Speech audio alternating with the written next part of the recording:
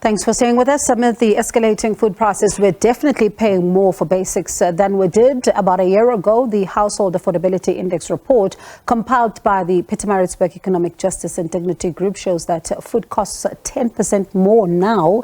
Let's delve deeper into that and speak to Mervyn Abrahams, who's with the Pietermaritzburg Economic Justice and Dignity Group, and he is the program coordinator there. Thank you so much, Mervyn, for your time this afternoon. Let's talk about first the tracking process. How do you compile the data?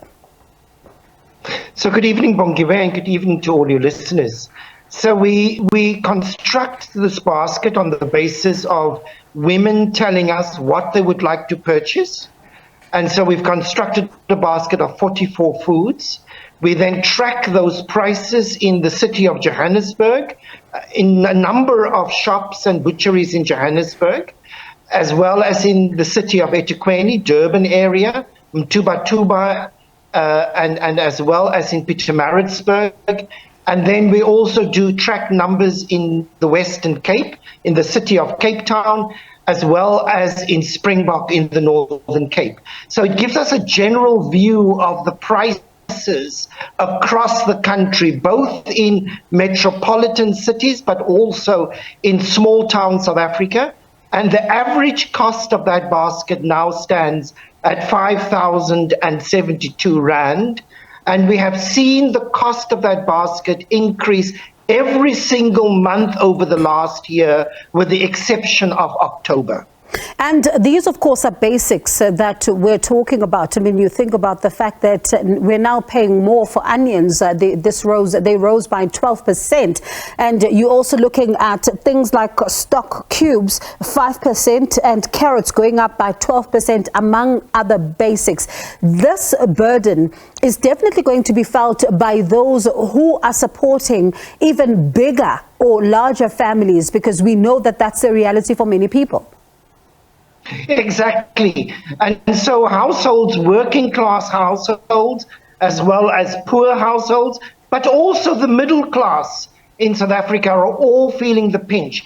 Bongiwe, we have high inflation in South Africa. Stats SA told us that the consumer price index is standing at 6.8%.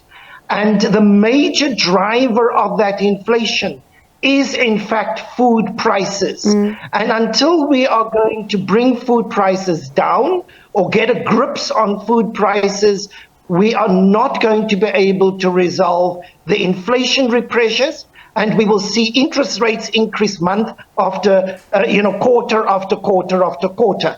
So we really have to begin to look at food and ask, why are these food prices increasing at this rate, and what we can do in order to support low-income households. At the same time, on top of all of those concerns, there's rolling blackouts, food is rotting in people's fridges, and this further escalates the costs. Exactly. And so the load shedding impact on households is that food gets rotten. They now have to buy less food every week, but going to the shops every week involves taxi fares. So there's higher costs associated with buying less food or smaller baskets of food in order to look at load shedding. But then on the other hand, farmers now also have to put in solar systems in order to do irrigation, and that also increased the cost of producing food.